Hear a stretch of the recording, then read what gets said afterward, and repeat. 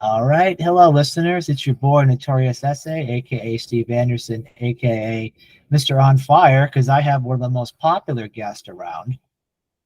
For those of you who don't know, I've been reading some recent articles, and this one came out, a couple that have come out, which will all be linked in the description of the episode, about this woman, Amanda Moore, who spent 11 months undercover in the MAGA movement and learned quite a bit about the most influential players in our party, at least on the youth side. And, the story is really compelling, and I wanted to bring her on. And luckily, she was able to find time to talk to me. So, without further wasting time, I'd like to introduce everyone, Amanda Moore. And Amanda, would you like just to tell everyone a little bit about yourself?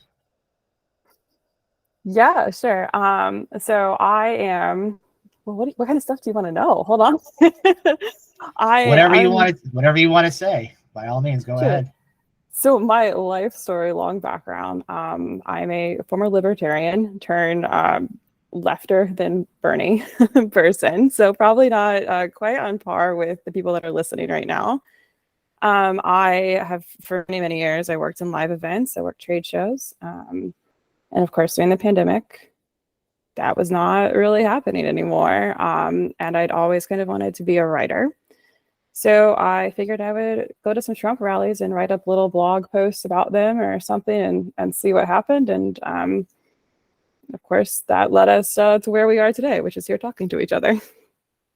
Wonderful. It's amazing how life's crazy trajectory can lead you to talk to some of the most interesting people. So, and that's where I wanted to start. The first thing I wanted to mention was I want to kind of go into the background of how this whole process started for you. So, it sounds like, so yeah, basically when the pandemic initially starts, right, your work is cut off. I read in the Nation piece that you had suicidal ideation. You were struggling to find funds. And, I've been there. I know it's a dark place to be at. And a lot of people can also relate to that. You clearly weren't the only person in that time who felt that way, and you were able to find something to channel it into.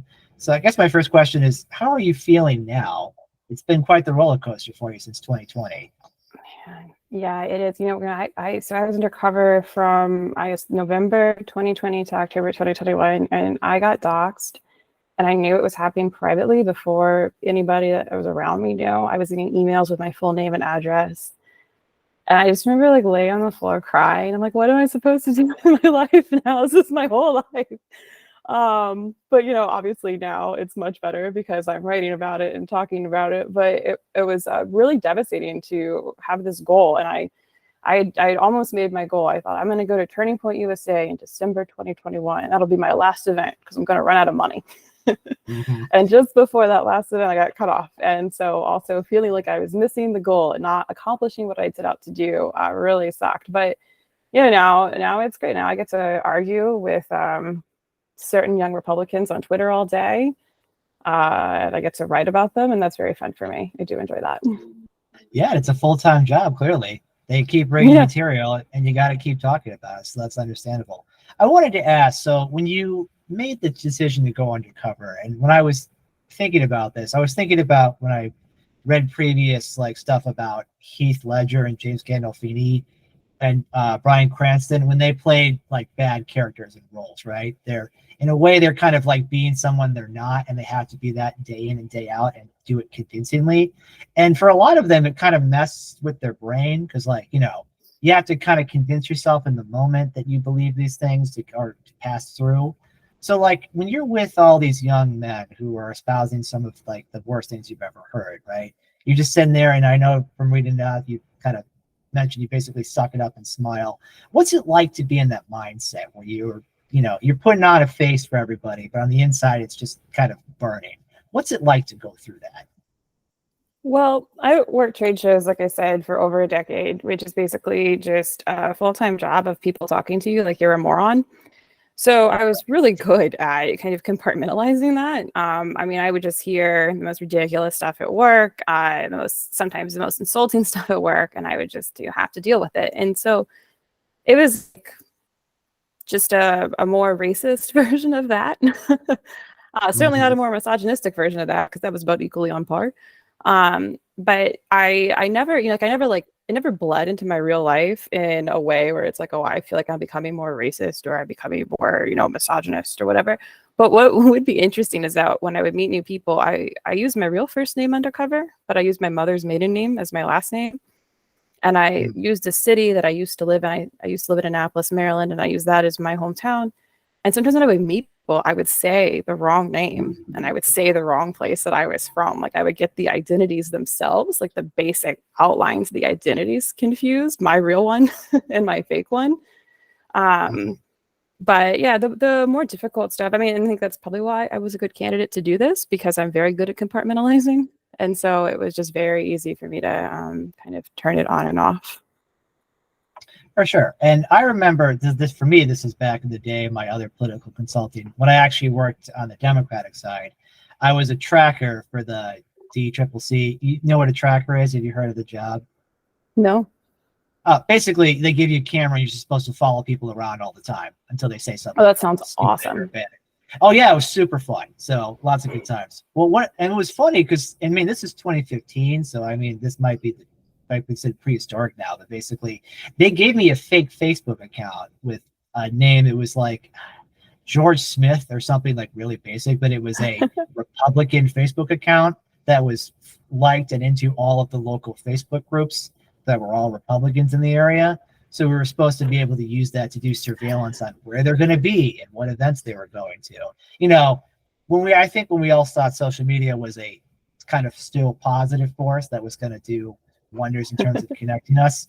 So yeah, I've been there for sure. And then on the doxing side, when I became a Republican and I worked on the last gubernatorial campaign in my state, I worked for this guy, Richard Irving, who was a mayor of a large city in our state. He was a Black Republican.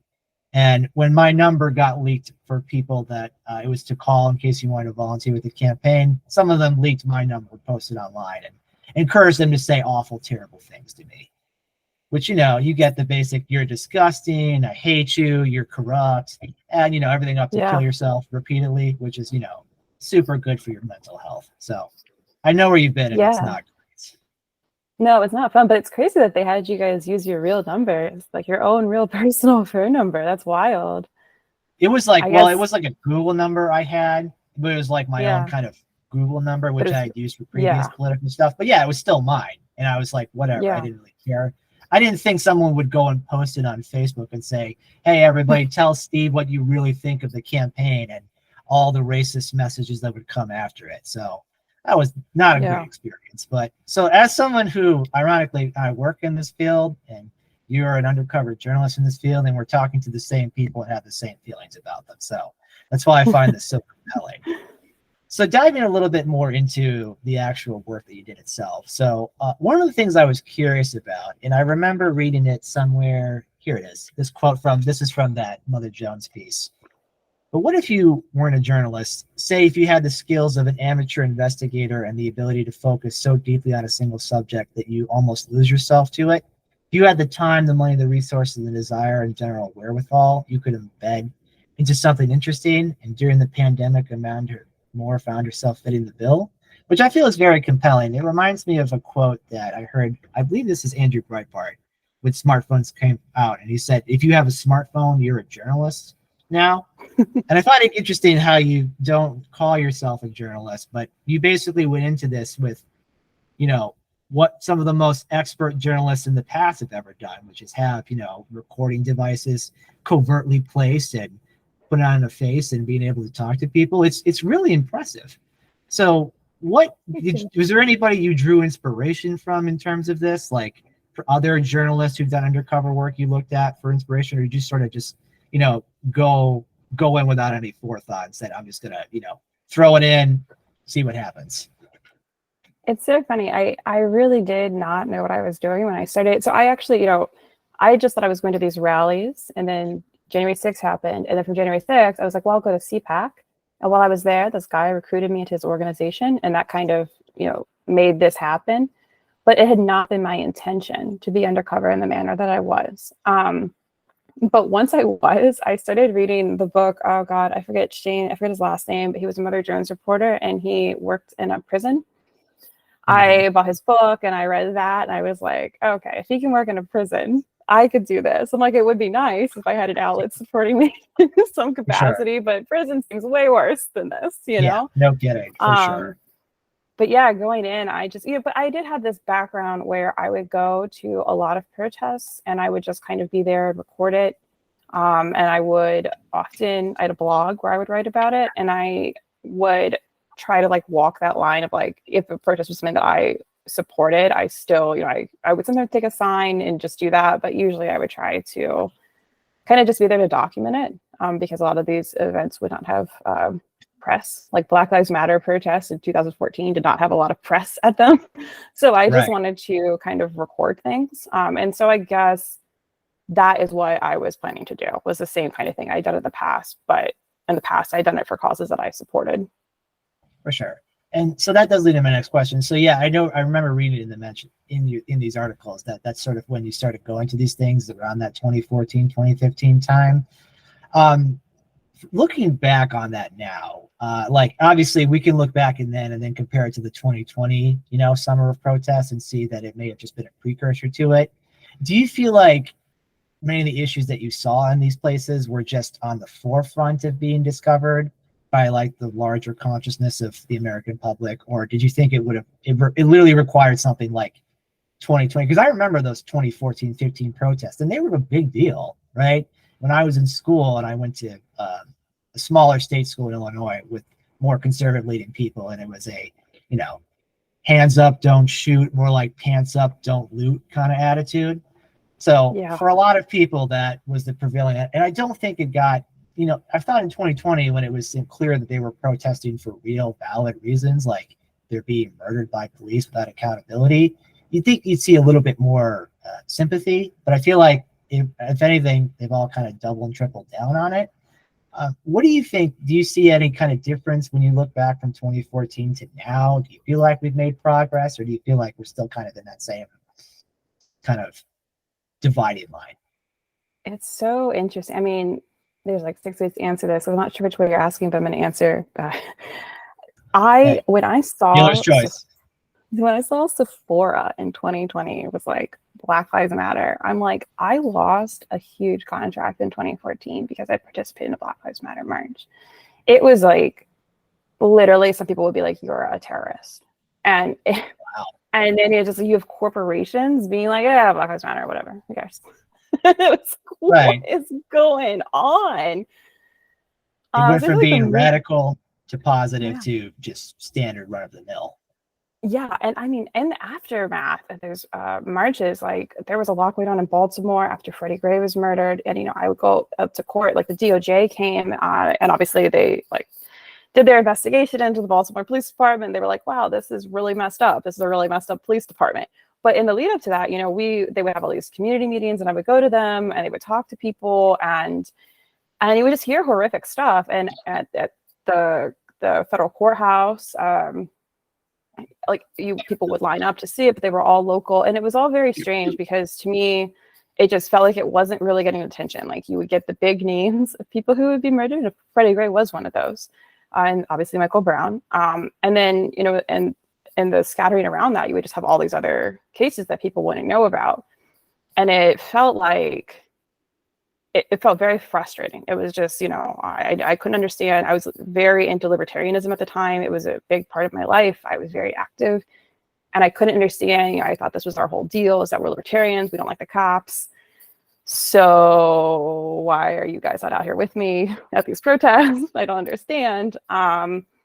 And to see it go from something that was just weird to participate in to something that businesses were putting up on the side of their buildings was, it's still weird to me. And as far as people go, I mean, as I wrote about, the Young Republican National Federation just had their annual convention, and the guy who won chair, one of the biggest smear campaigns against him was he made a video after George Floyd died where he said, yeah, like not Black Lives Matter, the organization, but the idea that Black Lives Matter is a conservative ideal and the police probably shouldn't kill people.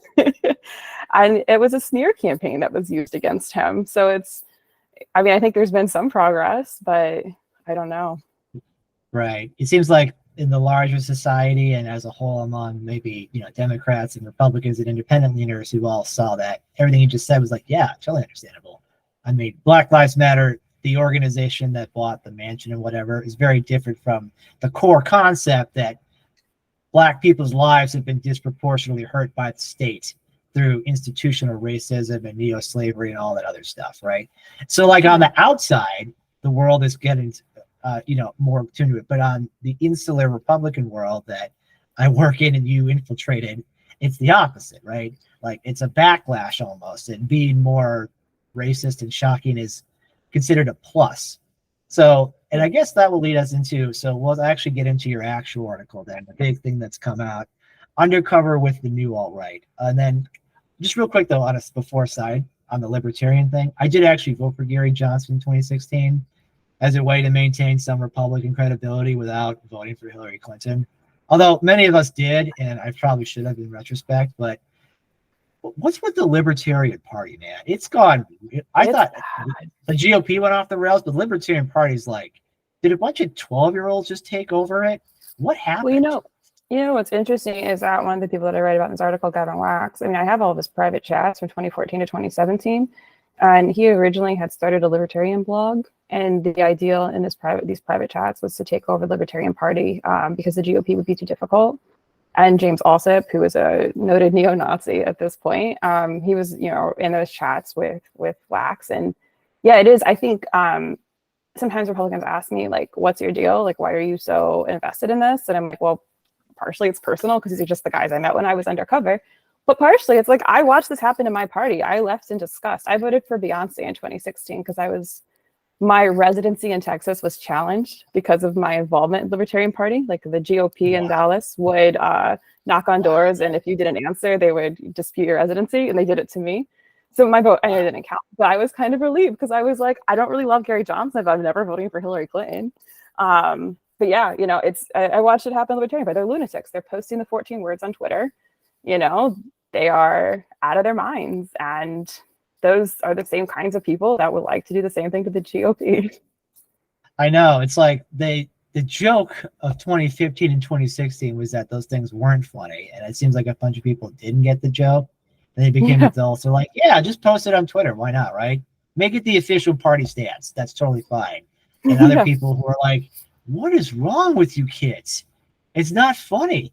It's just, I'm just amazed that, the fact that I look back and I voted on Libertarian, and I kept getting letters nonstop after that, and then they kept getting worse. It was like the one night stand I regret the most of anything in terms of my political allegiances. And I just thought I was so cool being like, Gary Johnson's a governor and Donald Trump is the worst person ever. Of course you guys should vote for him, and that didn't work out at all for me. So diving into your, I was very captivated by right at the beginning of your article when you say people in the political center and on the left tend to have a monolithic view of the far right.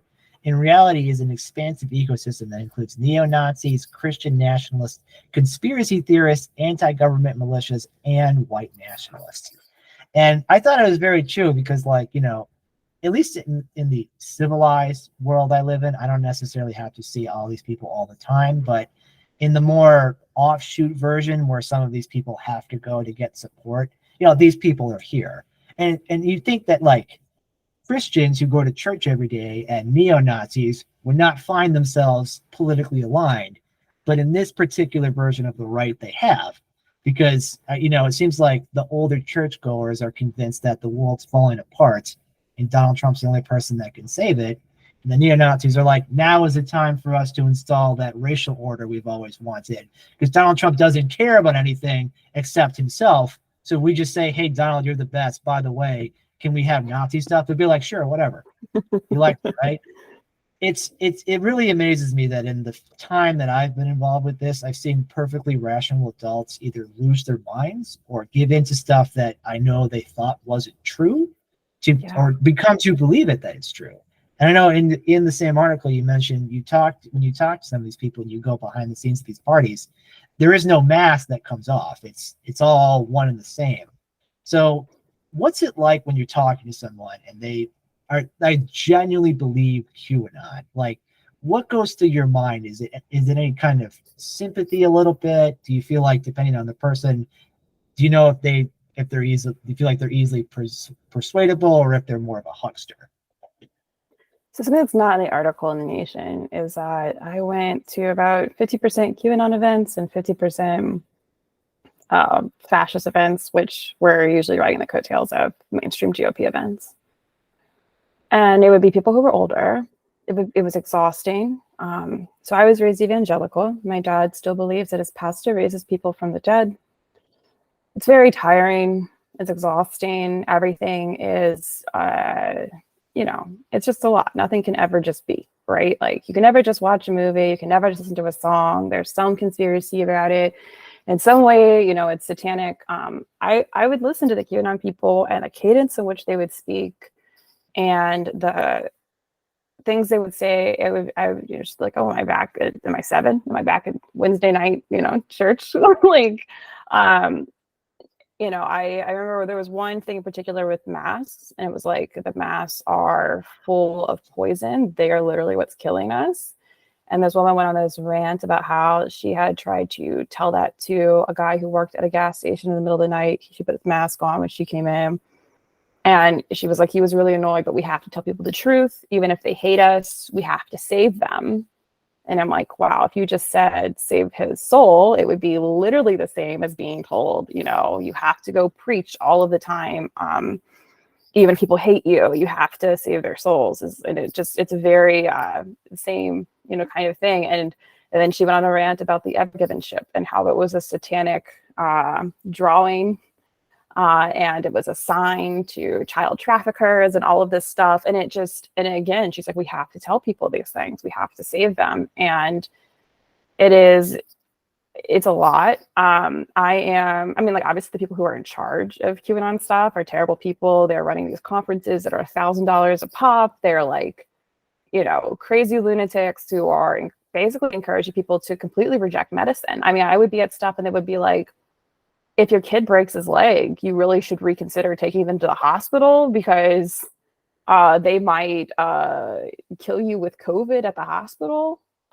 Just completely deranged stuff. And it's like, I feel a great deal of sympathy for especially children of these people who are perhaps even in physical danger because of the paranoia and fear that has been instilled in their parents. But it sucks. Like, it's a real bummer. My dad is one of these people. And, I have a real resentment for the people who help cook his brain. But I do generally feel bad for QAnon people. And there's also like this thing where, if you go to a QAnon event and you say, you guys think that Jews can ever be Americans? People are going to be like, what is wrong with you? Get out of here. Whereas if you go to a fascist event, I read say that quote and I was amazed that someone said that out loud. Just amazing. Yeah. Fascist events, it's like a real topic of discussion, Just do you feel like when you talk to these people, do you see a little bit of like your father or other family members in it who like, somewhere in there, there's a person you could know and like be friends with, but like the things that they're saying are not something that you would ever want to ever associate with? I find them less frustrating than I find my family, to be honest with you, because at the end of the day, I don't have to see them again.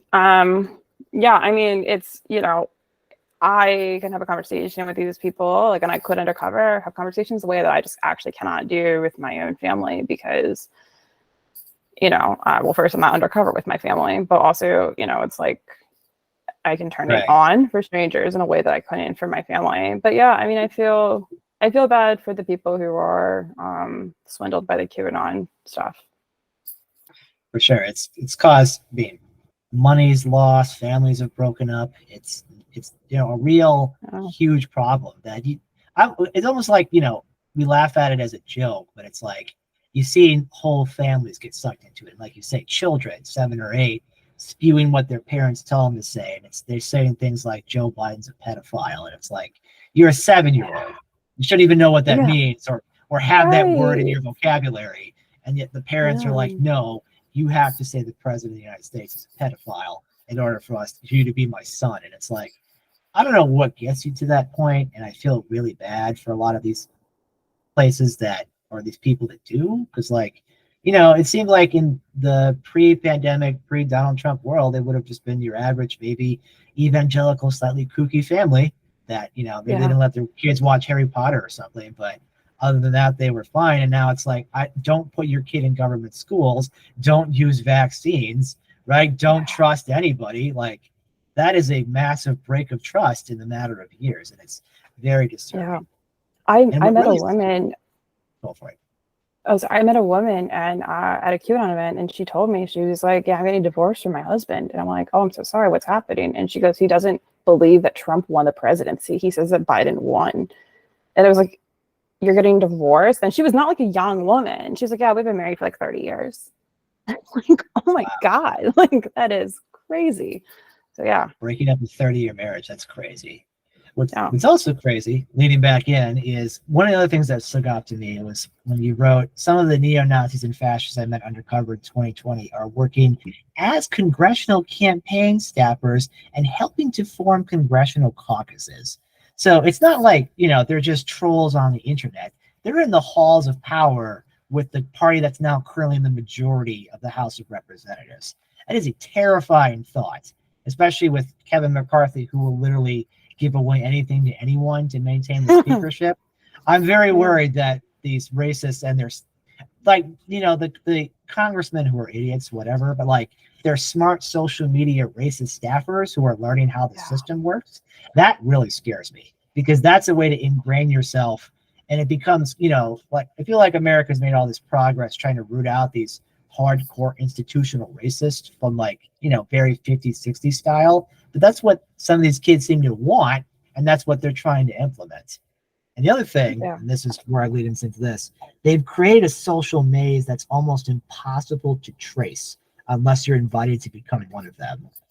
And it almost sounds like, like a thriller novel, right? Where you stumble into this underground racist movement that it turns out is in the halls of power, raising millions and hundreds of millions of dollars, and a social maze that you literally have to be in the system of theirs to get it. Do you ever feel like you stumbled on something way bigger than you ever imagined when you? So when I was at CPAC, I went to this event that was held by a group called Republicans for National Renewal. And Marjorie Taylor Greene, Paul Gosar, and Laura Loomer were speaking at it. And while I was there, this guy looked so disheveled. He asked for my phone number. His name was Shane Trejo, and I gave him my number. That is in the story. This is not in the story. This had to get cut. I mean, the original story was like 12,000 words, and the one day you got to just 4,400. So like 2-3 weeks later, he messages me and he's like, "Hey, you're in DC. Do you want to meet up with our contact at the Hungarian embassy? He's going to train you to recruit Matt Gaetz into the America First caucus. Gosar and Green are already on board." And I had to be like, how, sure, who, can I have any information? And I'm like texting this journalist I know, his name is Luke O'Brien. He does like, he did a profile on Andrew Anglin that was in the Atlantic. So he's like covered, like this is his beat. And I was like, "Hey, if the guy is not American, do you think that that's a crime if I go talk to him about this?" And he's like, "Yeah, you got to figure out if this is an American or not." It turned out it was. So I was able to go meet with him because I'm like, I don't know. Would they kill me? Like, how does this work? What is the punishment for treason? Right. So yeah, so that, I mean, just out of the gate, just being like, our contact at the Hungarian embassy, and we've already got these multiple people on board for this congressional caucus. Like, yeah, that is not what I thought I was signing up for. I thought I was just going to record some people saying some crazy stuff, at like the private receptions. I did not expect that was going to be. Right. You didn't expect international related plans for geopolitical change from the right. You're like, "Oh, I thought you were just going to say some ignorant racist stuff and it'd be funny. I didn't expect to deal with like the Hungarian contact and deal with a foreign country's foreign leaders. Like, this is like Mission Impossible gone awry. It's crazy." Yeah. So on that note, I remember reading that part about the guy, and then that same guy like asked you out, correct? Or was hitting on you? He, many times. He asked if he could come hang out in my hotel room. Right. No, the answer was no. For sure. No. Later, he did. I had surgery on my arm because I broke my arm, and he told me to let him know when my drugs were off so he could hit on me again. And I thought that was actually a really nice display of understanding consent. So So hats off to Surprisingly, Shane. yes. Wow. Yeah. So yeah, actually, that perfectly leads into my next question. And when I'm reading about this, it's interesting how you mention it. Like, you know, you just sort of showed up to these events and no one really asked any questions. You know, and the part of that got me curious about this is right. Like, in my notes, I have it as a two-tiered system. Like, one, I'm worried about young men and being trapped in the manosphere and what that kind of attitude leads to, where you get the staffers you've met. So I guess question one is, when it comes to men, are you surprised by the attitudes that some of the men have in this? And then the second tier is more so, since you're a woman and you're in that field, you've talked to other women like Laura Loomer and Lauren Boebert and Marjorie Taylor Greene. I'm curious, from your perspective, from while you were there, what was the role that like women had? Did you see a lot of them there? Were they in positions of leadership? Do you feel like they're as bought into the message too, or am I overthinking it? It's more so just a bunch of young dudes trapped in the manosphere trying to make this happen. So I was not really surprised by the men, because men could be like creepy and weird and awful no matter their political ideology. It doesn't really matter. And also, like, my job was, you know, I was a woman who like talked about pickup trucks and sports cars for a living. So like, whatever, I've already dealt with everything. I found, so I never approach people. I always let people approach me. I would sit at the bar, like basically wait for men to hit on me. And in retrospect, something I did not realize, man, this is like such a tangent, but maybe a year after I was done being undercover, there was a space on Twitter, and it was a bunch of right-wing women talking about like various men that have assaulted them or just been pigs on the right. And listening to the conversation, I was like, I'm really glad I never bothered trying to get in with women, because I would have felt a kinship with this kind of discussion in a way that I never felt a kinship with the men, because I always knew they never viewed me as like a full person. And that's something that I think that women can tend to be able to bond over, no matter what your background is, class, you know, race, doesn't matter. I think when it comes to, I remember something that was very strange. At Turning Point USA, I went to like maybe 3 speeches, and one of them was Lauren Boebert. She gave a really bizarre speech that was like, women shouldn't work, they should have a bunch of kids, but also I'm working, but I also have kids, and I'm going to retire and take care of and it's just like, bro, either you don't know what you want or you're lying. When it comes to women who in what I would say is like the actual Nazi movement, and this might be controversial, and I'm not like an expert, but my read on it has been, obviously if you grow up in it or it happens when you're a teenager, it's one thing, but adult women who go into these very, very extreme movements, I find they are often doing it for a man. You know, and that's some internal issue on their end, confidence issue, loneliness, it's something, and they are following a man. And I find that they are like, I don't damaged, might not be the right word, but even as they try to leave, I just see patterns in them that I don't see in the men. Where it's like, I think because with the men, it's like you have to undo the Nazi stuff, you have to undo the racism stuff.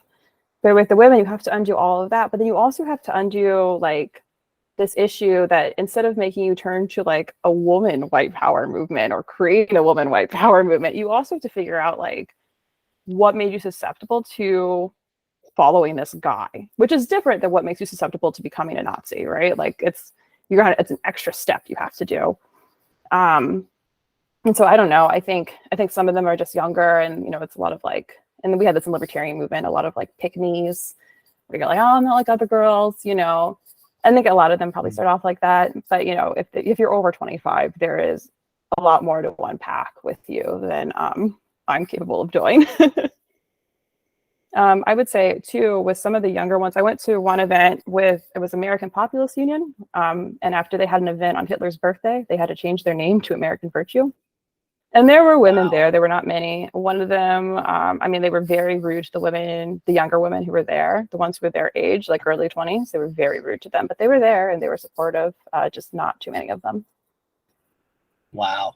That's very fascinating, and it's interesting that you say that, because I almost had this kind of same suspicion based on the way I've seen it. And I mean, I remember not too long ago on Fox News, if it was on the Five or Jesse Waters, whichever one of those guys was making the joke, and they were showing like the way the political leanings are now, and it's like college educated single women are like plus 36 Dem, and they're like, well, that's the problem with everyone, is that we need to get these gals married. And it's like, That's so right. that's what you see. It's like, no, we don't need to encourage single women to want to vote for us for any reason. We just need them married so their husbands can tell them what to do. And it's like, Right, I didn't right. necessarily think that that was still in vogue, but yeah, from what it sounds like, what you're saying, and when if I trail it through, some of the younger women who've been at these, like the Turning Point girls I've talked to, all the way through the Moms for Liberty, that is kind of there, right? There's that thorough line of, they may buy into the patriarchy because it's, in some way, shape, or fashion worked for them and been able to Yeah. shape their worldview. And I'm just surprised with the men. Again, with the men, I'm not shocked, right? I just figured it was just a lot of dudes all chasing around, seeing the 5 women that are there, and they're all trying to compete to sleep with whoever they think the most attractive one is. But, and I feel like, it's a joke on my end. It's like, if a lot of these kids got laid, they would chill out and like be like, you know what? I don't really need to be a Nazi. Like, I just kind of like hanging out with girls and drinking beer and stuff. I don't have to be crazy like Nick Fuentes, like an Yeah. incel. And I'm worried that, that his version of these online dudes who are really into it, and they're just so hyped up on, I got to be a man, I got to be an alpha, I got to be pro Trump and pro. And this is the other thing that kills me, is like, they want to say, like, what is a woman? We're defending women from the transgender menace that's erasing you guys. But at the same time, they don't treat you like an equal when you show up and you give every impression that you care, right? Yeah. Do you feel like they'll ever grow out of it, or is it just like I don't know, they're backlashing against Me Too and the patriarchal structures that for long they feel like they are entitled to, even if it was at the detriment of other people? I think some of them will grow out of it. Obviously, I think the ones whose names you're known are gonna probably not grow out of it, even if they wanted to. They're kind of stuck. But I think something that the Trump movement did was created a community in a way that like politicians don't usually do. Leaving libertarianism was really hard for me. It was like a huge part of my identity, and it took me years to really like kind of wash my hands of it. And that was with me being like, hey guys, there's Nazis in our party. And people being like, we're not leftists, we don't say Nazis. And I'm like, well, that guy just gave a Hitler salute. I think he's a Nazi. And, having to like fight that. And then after, before I was out, like by the time, Trump was elected. So by Charlottesville, I was like, hey, remember these libertarians that are now marching in Charlottesville? Like, come on. And I think, my journey leaving, even with all of that stuff, was very hard. And I would play trivia with, the libertarians that I like lived around. We would go out drinking together. They were my friends. And instead of like doing that around a political party, Trump created this world where those things were happening around him. And the culture was so toxic. And I think maybe if you were just going to be like a little anti-Semitic and like a little racist, but you were going to like, I don't know, work at the Best Buy or something, and it was never going to super matter. It's not good, but it's not like you're not making a congressional caucus. But I think that Trump created this atmosphere where you were able to really fixate on the Jews, and you were really able to fixate on minorities and the grievances that you felt with the world, and everyone around you in your social circle was saying like, it's because of these people, it's because of this. And I think it created something that became larger. Like, so maybe people would have been more passively racist, and it just became a fixation of theirs due to their social circumstances, and created complete monsters. It's very real. I agree with everything you said there. It's so accurate. And on that note, a little bit back though, but this is a quote from Shane Trejo. This has made me laugh when I hear it. He said, quote, "Trump has really changed things in Michigan. He told me as I scanned the room for anyone who looked important, like, all the hardcore Trump people are now in positions of power. I'm the district chair. Leader of the Trump Republicans is the co-chair of the party, and we're really seizing that power of the GOP." So I don't know if you follow the Michigan GOP at all, but it went from being from 2014, right, when I feel like the world was normal and we were all living normal lives.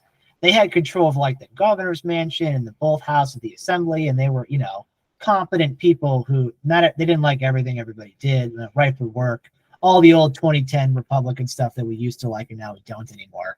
That was all the rage. And then Trump comes into power, and guess what happens, right?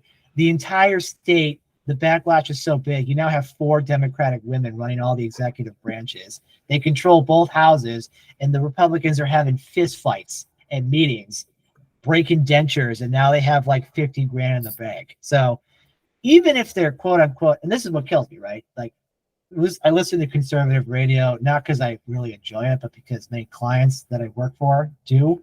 And like, they're convinced that they're winning, like, even though they're literally losing. And they interview these people like, yeah, so what's your big plan for the Michigan GOP? Like, yeah, what are your plans? Because you have $10. How are you going to win the state back with $10? And it's like, because of that kind of insular nature, and since I think a combination of like small donors since Citizens United and the internet allowing them to atomize themselves, they can just convince themselves that if something bad happened, it's because, the rhinos and the leftists did it and all the bad people did it. And excuse me, we'll get them next time. And it's like, no, the country is fundamentally shifting away from you on a large scale. And you keep standing behind this man. Like even today, the conservative show I was listening to was quoting swing state polling, which again is troubling that Donald Trump is still polling anywhere close to Joe Biden. But again, it's like they'll only talk about that, but they'll never mention, hey, 60% of the country thinks Trump is an actual criminal who deserves to go to prison for the crimes that we all gladly agree he committed because we watched it on television. And then that leads me to the next thing. So, seeing your picture when you were at January 6th, 2021, correct? I was. You didn't go into the Capitol, obviously, but you were there. I wanted to. I wanted to. My friend is a journalist, and he was like, "You're not going in." I was like, "Well, you would have theoretically been covered, right? If I mean, it may have blown your cover, but you would have been like, I'm actually a journalist working undercover, or you could have gone full MAGA, been like, I'm going to court. I'm going to be in prison with the J6ers. Really deep dive in there. I would have respected you for that, but I totally understand why you did.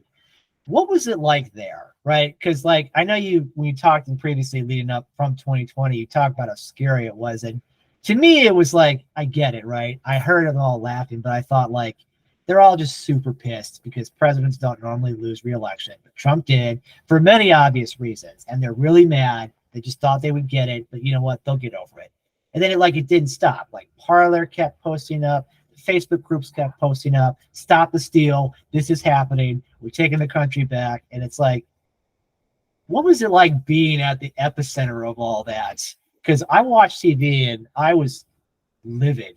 And I was like, I'm normally not a police should beat people up, but I was at the TV yelling, take the badges off and start smashing heads. Because I'm sick of watching these people try to take my country away.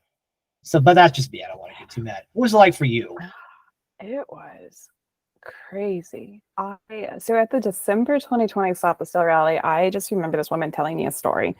She was like, yeah, I was here in November and now I'm back and it's getting more dangerous and it's more terrible. And she's like, I almost got beat up for being a Trump supporter like last night. And I was like, oh my God, that's crazy. Like what happened? And she's like, well, I was walking on the street, my phone was dead, and 2 guys came running up to me and they passed by me. And I was like, okay.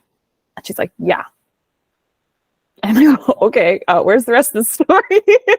And but she was so passionate about it. And then that night after the rally was over, everybody was out in the streets and people were getting stabbed. And it was a lot of just this like incredible level of paranoia.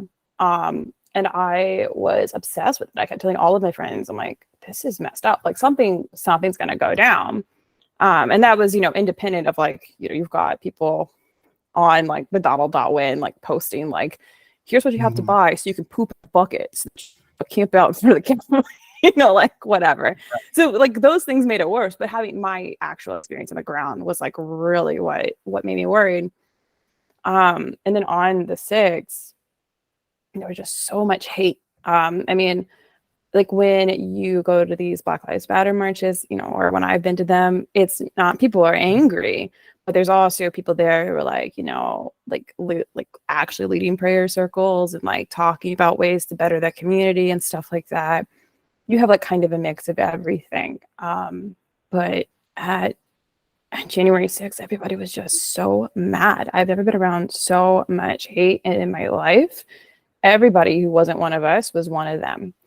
And it was, you know, like shocking, because the only thing a cop said to me all day was, if you're going to go up to the Capitol, can you please not walk on the sidewalk? We're trying to make way for a stranger. And I'm like, okay, I'll cut through the grass. Thank you, ma'am.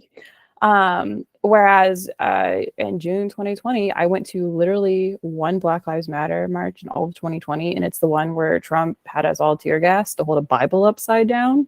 And I'm like, you know, this is just like night and day. When in 2014, when we would do these BLM marches, they would say where to meet, and then nobody would post the location on Twitter because they didn't want the cops. Like the cops would bring out snowplows in the summertime and shut down all entire roads just because they thought that we might march over there, and they didn't want tourists to see us.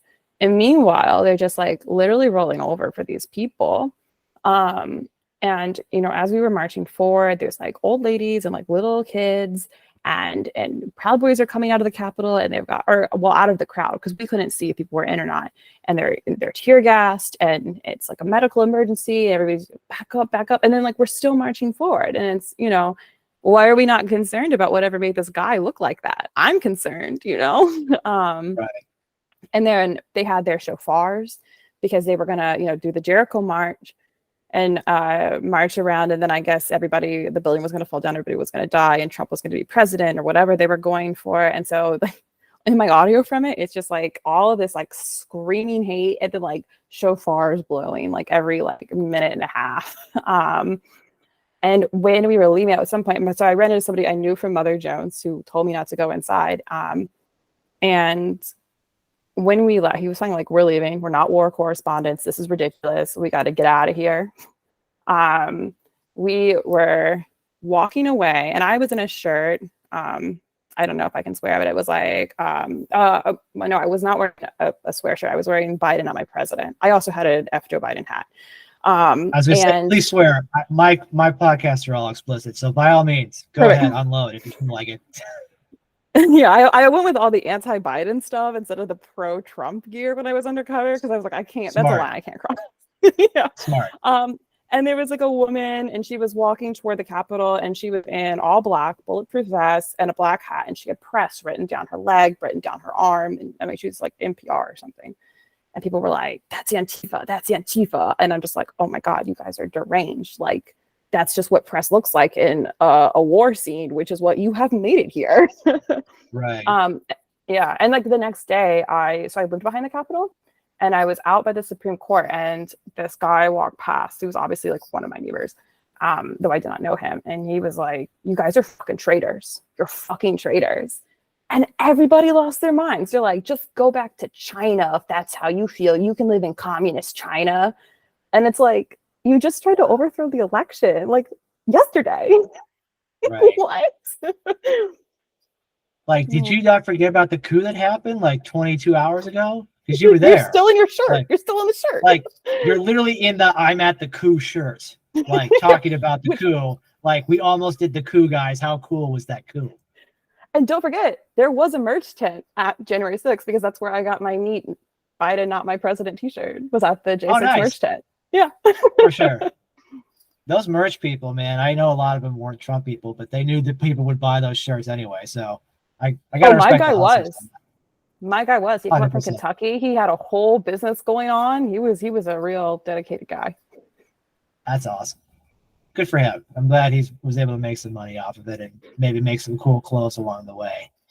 That is just, you know, since then, because I keep thinking since January 6th, was like we really haven't had, you know, I was really concerned. I mean, you look back to the 2010s when you have like the Bundys taking over federal institutions out west. And, you know, that combined with the previous militia movements from the 90s, which have all kind of morphed into what we're dealing with today. You know, January 6th could have been, way worse on so many different levels. If they had come, if they had decided just to bring guns anyway and thought they could open fire on the police, I mean, it would have been way worse than it was. And it scares me to think that, I grew up in America and I was like, we had the 2000 election, but since then everything's been kind of okay. And it's like, nope, in 2021, I watched a coup happen on live television from the man who runs my party, who I technically worked for when I worked for the federal government for the census. And it's a very mind-blowing experience to be like, I lived through that.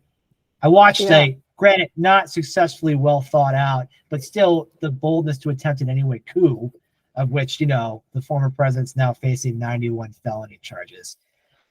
So I guess to kind of keep it closer to where we're at nowadays, do you still, since the piece has come out and you've been, I guess, burned would be the word, has everyone stopped contacting you or trusting you in any way, shape, or form? Do you still have people who you can reach out to, or are you basically now just fielding offers between the Washington Post and New York Times?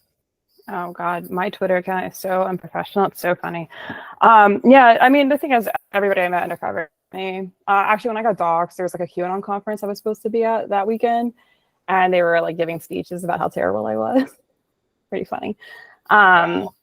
It, something that it did do was I really got under people's skin, and it's made it easier. There's like this weird thing where like media on the left is really weird about the undercover stuff, like really weird. But people on the right are not weird about it ever. I mean, it's pretty rare. I mean, if I swindled your friend, you're mad at me. But I think it's like the Project Veritas culture on the right has made it so that people will literally talk to me. People on the right will talk to me about the people I write about now. And they're always like, yo, yeah, the undercover thing, it's cool. It's really cool. It's real journalism, like in a way that staff journalism is not. And I've always thought that's very interesting. So no, nobody that I knew will talk to me, but it has kind of helped me get sources on the right, which is great for me. Excellent. Having sources is always a plus. Do you know anyone from the J6 riot who's been incarcerated? Or have any of your friends, were any of them caught up in that? I say friends, people you met while you were there. Were any of them caught up in that? None of them were arrested. No, I don't think any of them went inside, with my guess. They were smart enough to stay away from that because probably knowing full well how it's going to go down. So that's understandable. So I guess from here, I want to ask you, what's the future look like for you? You've gone from, struggling to get gigs in 2020 to having the hottest journalism story of the year. What's next for you? What are your plans going forward? Well, I'm writing a memoir, but I guess as far as journalism, I'm kind of stuck in this young Republican beat now. I think that's where I'll keep writing. Some of the real lunatics that are in the young Republican organization, who really, really are not fans of my work at all. They're the ones that I'll keep writing about. But they're still following you and still talking, right? And they're still talking trash, even though they could have blocked you and cut away. Exactly. I think in a way, even in person. I feel like in a way they crave the combat, right? And with you, it's even worse because you were a friend and a confidant and someone they thought they could trust. Even if I don't really think they thought that. They're just like, oh, a girl's interested. Let's do this. Come on in. And it turned out you did talk to them and be friends. And now they're like, wow, I can't believe she would have done that. It's more like, no, it's not me that's the problem here and all the crazy things I say in private that I, won't defend in public or know will make me look bad. It's the fact that you expose me that makes me the problem. That makes you the problem. And that's what real undercover journalism or undercover work is, right? You expose the truth, the harsh, ugly truth that comes from this. And, a lot of these guys will say things like, as you mentioned before, they're like, beat those Jamaicans' asses. And then in public, they're like, oh, everybody be nice. Let's not hurt anybody. Right. It's a very, we're all tough talk until an actual conflict can arise. And then they know that A, they probably will get their asses beat, and B, it may not go down the way they think it will. So excellent. Yeah. So Gavin Wax did say that I was very pale and quiet and scared when he confronted me in Dallas. When the article came out, we were both at the Young Republican National Convention, and I just posted the audio of him and me, where I did not sound like I was probably pale or scared. And he sounded really upset, really emotional. It's like, why are you lying when I have this audio, because you saw me recording you as you started screaming at me? Like, so yeah. Exactly. It is very good at projection. Yeah. Like when they say Jack Smith looks deranged when he's announcing charges, when Trump's the one sweating and yelling everywhere, and Jack Smith is as sober as a prosecutor could possibly be, announcing serious federal charges. So the projection is very strong in all of them. Well, Amanda, I don't want to keep too much of your time. I know you're busy. You got a lot going on, but I do want to thank you for coming on to the podcast and listening. And, I think for my listeners out there, I know some of mostly in those GEP circles, but, for the left leaners out there, this reminds me there's a chance you can go and learn about people. And one of the most, and I won't go on a tangent, but the most popular podcast I have in my collection, which isn't a lot, doesn't have a lot of views. It's just me walking into a Trump rally by my apartment and interviewing people. It was in October of 2020 when Trump had just gotten COVID. And, frankly, it's just it's very kind of like a Channel 5-y. I just, hey, what do you think? And then I let them talk. And I learned a lot from that. And, there's people who said stuff I vehemently disagreed with, people who I could relate to a little bit. There were counter protesters, not as many, but they didn't have to be. It's Illinois. Most of the state hates Trump by a large margin anyway, so not a big deal there. But you do meet these people, and they seem like, besides this, I would maybe eat dinner with them and hang out, and not in a non-political sense. You'd have a great time, but the politics are just so toxic. It's like, how can you say oh, I teach Sunday school, and also Joe Biden is a pedophile and needs to be executed in the same sentence? And it's not a single bit of cognitive dissonance. It kills me. Yeah. So, Amanda, if you could do one favor for me, for my GOP audience out there that may be skeptical of the things you've said, or they don't want to read your writing, or they feel like they don't trust the media in general, what would you say to people? Because I know you can relate to their background. What would you say to people if they feel skeptical about your reporting, and they feel skeptical about, the problems within this movement in general? I would say definitely take the time to at least start the longer piece of the nation.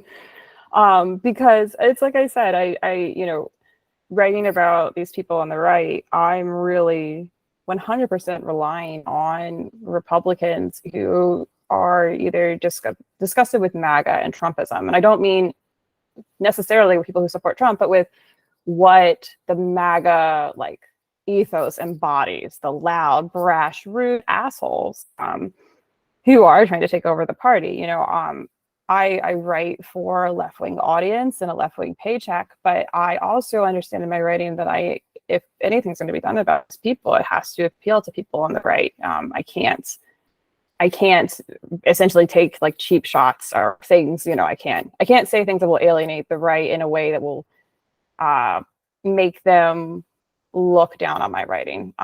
So I'm not a fan of Republicanism, so it's not like my writing is biased or it's not neutral in that regard. But if I say something, I mean it. When I call someone a Nazi, it's because they've praised Hitler. It's very very direct like that. And I have dozens of people who are willing to talk to me after spending months and months reading my writing, and a lot of that is the way I present information and the way I back up what I say. And so I think it is a testament to kind of what I am trying to do here, which is expose the rot on the right in a way. I mean, a lot of it is entertaining. I don't necessarily mean positive entertaining, but some guy telling me he wants to turn the country into a friendlier Nazi Germany, that's salacious and people want to read that. But at the same time, also providing enough information that if you want to do something about it, you can. Because of course that's not my job. That is the right's job. That's y'all's job, to get rid of these people. Excellent. Couldn't have said it better myself. Amanda Moore, thank you so much for joining the NotoriousSA podcast, and thanks to all the listeners out there for listening in today. And I hope you all learned something, and you have a great day.